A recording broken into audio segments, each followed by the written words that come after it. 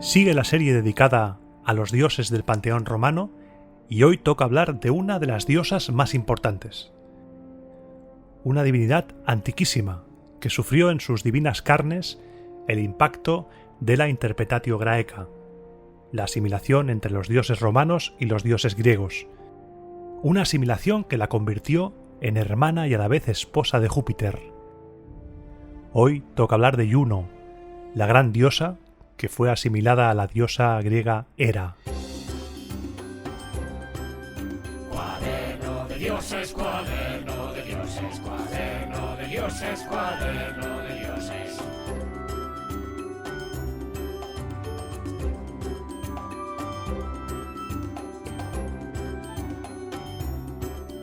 Juno es una diosa muy antigua, una diosa venerada entre diferentes pueblos itálicos y traída a Roma desde Velles en el año 396 a.C. mediante una evocatio, un ritual con el que el general romano, antes de proceder al asalto de la ciudad enemiga, invitaba a los dioses tutelares de esa ciudad a que la abandonaran y se trasladaran a Roma, prometiendo tributarles un mejor culto que donde estaban ahora. Vente conmigo porque en Roma te vamos a cuidar mejor, ya verás, te lo vas a pasar bien, venga, ven. La fórmula tradicional de la evocatio la encontramos en la obra de Macrobio, y gracias a ella podemos imaginarnos cómo Juno fue traída desde Velles a Roma.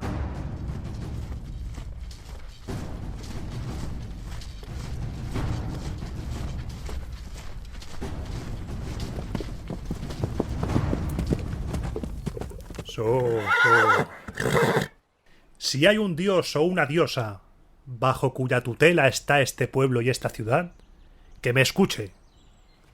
A ti, grandioso, que acogiste bajo tu protección a esta ciudad y a este pueblo al que nos enfrentamos, ruego, suplico, pido vivamente que abandones este pueblo y esta ciudad, que dejes estos templos, estos lugares sagrados, y habiéndoos alejado de ellos, vengáis a Roma, a mi casa y a la de los míos. Que nuestra ciudad, nuestros templos y nuestros lugares sagrados os sean más gratos y más queridos que estos. Recibidnos, pues, bajo vuestra tutela. Si así lo hacéis, os hago voto de un templo y la promesa de dedicaros unos juegos públicos. ¡Ja!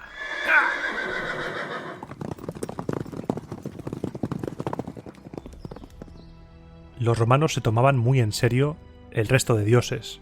No creían que sus dioses fueran únicos y el resto falsos, no. Vivían en un mundo lleno de dioses, y si otro pueblo tenía un dios poderoso, había que ganarse el favor de ese dios para poder conquistar esa ciudad. Y si podían atraer a ese dios y llevárselo a Roma, mejor. Tras ser evocada de Velles, Juno recibió un templo en el Aventino, se le erigió un templo, cuyo aniversario se celebraba el 1 de septiembre y al que acudían las matronas en los momentos de peligro para la ciudad y en el que era adorada con el nombre de Juno Regina. Llegó a convertirse en una de las diosas más importantes de Roma. Formaba parte de los dioses consentes, de los dioses fulminadores, de los dioses selectos y de la tríada capitolina junto a Júpiter y Minerva. Estaba en todos los fregados.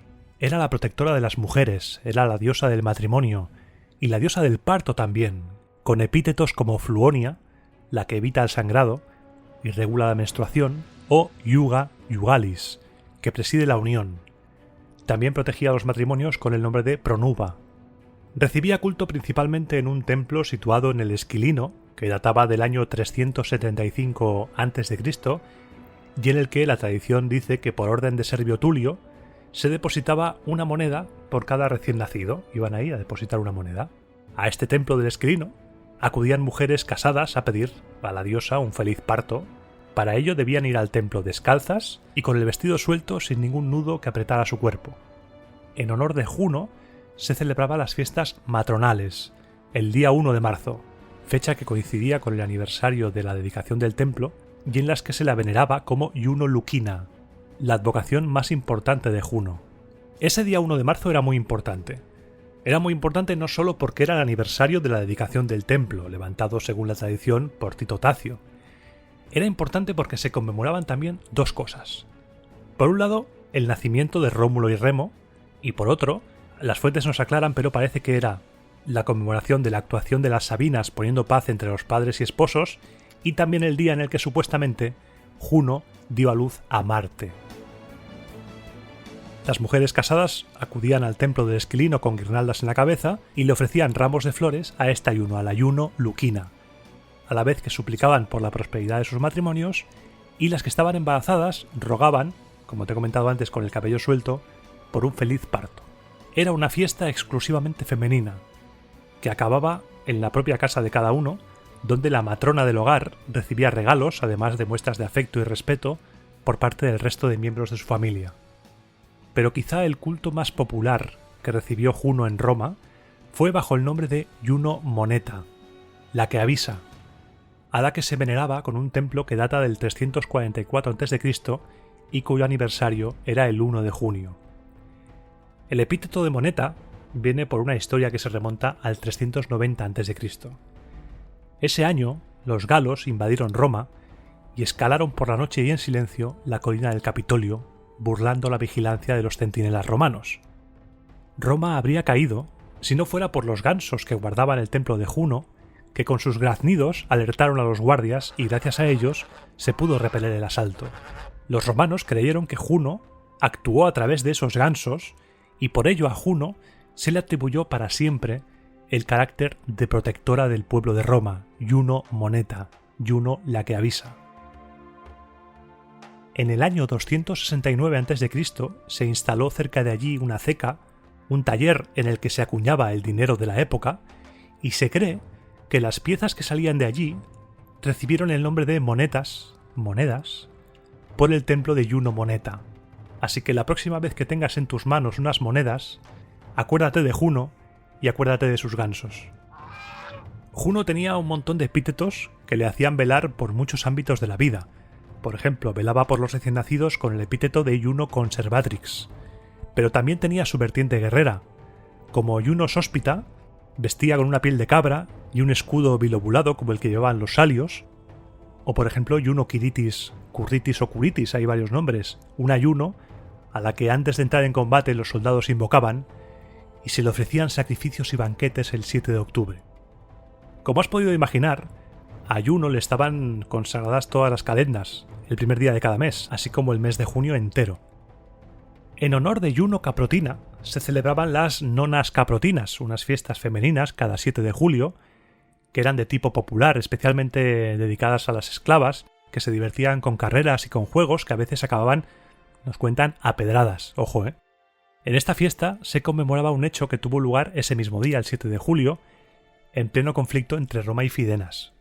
Nos cuentan que las esclavas, vestidas con las ropas de sus señoras y haciéndose pasar por ellas, sedujeron a los de Fidenas, los emborracharon y así dieron la oportunidad a los romanos de salir de sus escondites y pasar a todos a cuchillo. Y salvar así a Roma. Como Juno Sororia protegía a las hermanas y como Juno Martialis se la invocaba como madre de Marte y como divinidad que aplacaba los dolores del parto. En tiempos del Imperio adoptó el epíteto de, por supuesto, Augusta. Como Juno Augusta se convirtió en protectora de la familia imperial. También tenía su propia sacerdotisa. Si Júpiter tenía el Flamen Dialis, Juno tenía la Flaminica Dial, y además la reina de lo sagrado. ¿Te acuerdas del Rex Sacrorum, ese vestigio monárquico que se implantó en la República como cabeza de religión y que se mantuvo ahí de manera sospechosa? Pues parece ser que también había una figura femenina y que estaba a cargo del culto de Juno. Estaba el rey de lo sagrado y la reina de lo sagrado. Tampoco tenemos que olvidar lo que te comenté en el programa del culto doméstico, el tema del genio y de la Juno. Cada mujer tenía una Juno que la acompañaba desde el nacimiento hasta la muerte, e incluso las diosas tenían su propia Juno. La imagen de Juno es la imagen de una matrona majestuosa, alguna vez con un cetro en la mano y una corona en la cabeza. Su ave favorita era el pavo real, aunque también tenía consagrados el gavilán y, por supuesto, el ganso, el ánsar común. En cuanto al tema de sacrificios, he leído cosas diversas por ahí. Parece ser que los sacrificios preferidos de Juno eran terneras o corderas, pero también he leído que se sacrificaban cerdas, en otro sitio que también vacas, en otro sitio que no se pone nadie de acuerdo. en lo que sí que parece que hay consenso es en las ofrendas. El orégano, la adormidera y la granada le eran dedicados como ofrenda. Estas plantas adornaban sus altares y sus estatuas. Cuando Juno se identificó finalmente con Hera, con la Hera griega en la Interpretatio Graeca, aunque no perdió del todo su carácter primitivo y sus funciones originales, Juno cambió. Juno no volvió a ser la misma. Juno, ¿qué te pasa? Has cambiado. Se transformó. Esas historias, ese trasfondo griego, la convirtió en una esposa celosa, obcecada, llena de odio, vengativa, que vigilaba constantemente a Júpiter y se cebaba con las conquistas de su marido. Razones no le faltaban, porque madre mía el marido, madre mía el trasfondo horrible que tenía Zeus Júpiter. El caso más sonado, el caso que a mí me llama más la atención, es el de una muchacha llamada Io. Júpiter, que parece que estaba siempre escaneando la Tierra en busca de conquistas, se fijó en ella y para evitar ser vistos en sus encuentros, cubrió los alrededores del lugar en el que quedaban con una espesa niebla. Esta niebla era sospechosa, no. Súper sospechosa, hiper sospechosa, mega sospechosa. Y Juno, que ya había sufrido muchas aventuras de su marido, activó todas sus alarmas, bajó inmediatamente a la Tierra, sospechando que ya estaba otra vez Júpiter liándola. Pero Júpiter, que aparte de golfo era muy listo, había convertido a Io en una ternera para despistar a Juno. Júpiter era listo, sí, pero Juno era más lista todavía. Así que todo bien, pero Juno le dijo, uy, qué ternera tan bonita. Juno sabía que Júpiter la estaba engañando y Juno sabía que esa ternera era algo más. Y como no tenía intención de dejar escapar a Io, Juno le dijo, Júpiter, ¿por qué no me regalas esa ternera tan bonita? Pero mírala, qué cosita más bonita, regálamela, por favor. Júpiter, que ignoraba que su esposa sabía que esa ternera no era una ternera normal, se la regaló.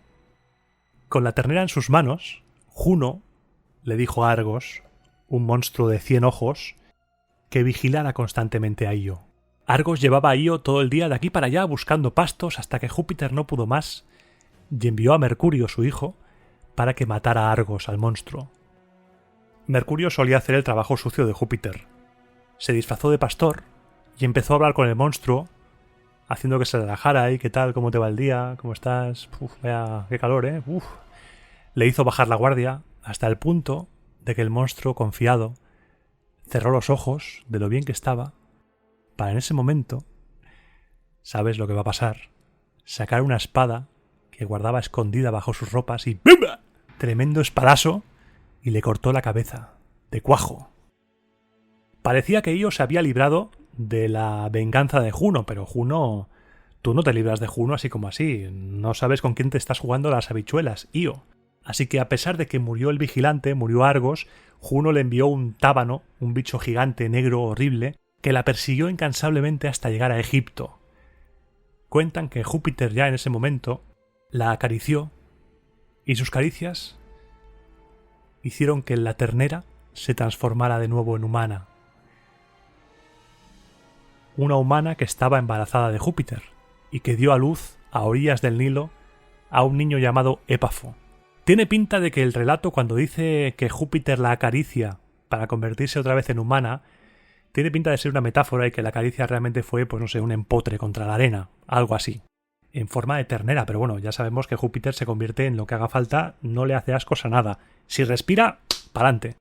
Juno intentó matar al recién nacido enviando unos sacerdotes de su culto, pero Júpiter lo impidió fulminando con un rayo a esos sacerdotes, y Épafo, con los años, acabó convertido en dios y se le identificó con Apis. E Io acabó recibiendo los atributos de la diosa Isis. Es tremenda la venganza infinita de Juno. Luego hay otro episodio, el de Hércules. Bueno, el de Hércules. En el programa de Júpiter te conté que se transformó en el marido de Alcmena para tener relaciones con ella. Pues de esa relación nació Hércules.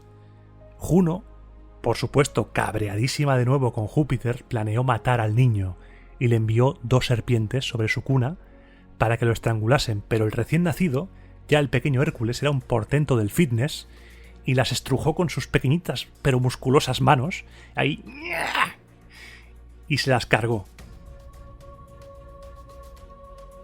Alcmena abandonó a Hércules cerca de Argos, y la suerte quiso que Minerva y Juno, un día paseando, se encontrasen al bebé allí llorando. No sabían quién era. Minerva, al ver al niño ahí llorando, aconsejó a Juno que amamantara al bebé. Juno no sabía que era Hércules, así que le dio el pecho, concediéndole con su leche la inmortalidad. Pero Hércules, que tenía el cuerpo fitness, la boca fitness y el estómago fitness, empezó a mamar ahí a lo loco, con tanta fuerza y tantas ganas, que le empezó a hacer daño a Juno. Juno agarró al bebé y empezó a separarlo de su pecho. ¡Quita, niño, que me estás destrozando la teta! ¡Ya! Y al separarlo, de golpe, un chorro de leche de Juno se escapó y se expandió por el espacio, dando origen, según la leyenda, a la Vía Láctea. Es genial esta escena también. Es genial. Si te ha chocado un poco que use nombres romanos de los dioses con lugares de Grecia, es porque la interpretatio graeca provocó esos choques. De repente los dioses romanos, con las historias de los dioses griegos, asimiladas a ellos, comenzaron a vivir aventuras en Grecia o en Egipto. En la Eneida, Virgilio también nos retrata a una Juno rencorosa y vengativa, que tiene constantemente en el recuerdo haber sido humillada por Paris, cuando le dio a Venus el título de la más hermosa. Juno siempre odiará a los troyanos y siempre odiará a Eneas. Cuando estaba cerca de las costas de Italia, Juno encargó a Eolo que soltara los vientos y levantara una tempestad que destruyera su flota. Esa tempestad provocó que Eneas acabara de milagro vivo en las costas de Cartago. Y lo de Cartago ya sabemos cómo acabó. Acabó mal. En un pasaje de la Ilíada, ya vamos a hablar en griego, Zeus, hablando con Ares, describe a Ares y a la vez describe a Hera, Juno. Le dice: siempre te agradan las disputas, los combates y las luchas. Tienes el furor incontenible e irrefrenable de tu madre, a la que yo, a duras penas, puedo doblegar con palabras.